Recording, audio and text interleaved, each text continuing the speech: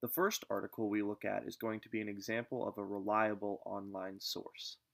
I've already pulled it up, and the first thing you'll notice is that it's published by the New York Times.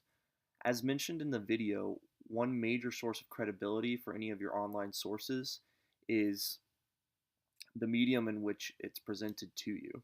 If it's published by a company or newspaper like the New York Times, or some other examples I'll show you here real quick, the Wall Street Journal, the Washington Post, or BBC, then it's probably a reliable source. But when you're creating your citations, you're going to need a little bit more information than that. So it helps to continue to look for those key factors. One major factor that you'll need is the author. Again, if it's published by a reliable newspaper, that information will usually be put up front and center and easy to find. You can see here that the author's name is listed right at the top of the article. Sometimes it's helpful to click on the author's name to see what else they've published and any sort of credibility they have.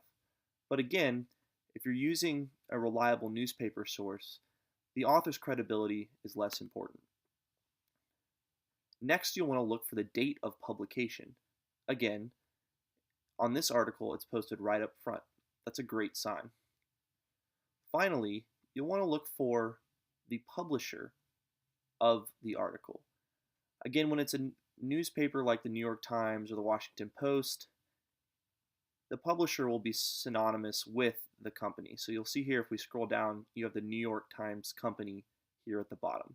That's fantastic. So now we have the author, the date of publication, and the publisher. On other sites that aren't newspaper articles specifically, you can still find this information, but the publisher may be something different than the newspaper itself. But yeah, that's it. Everything you need for a reliable online source.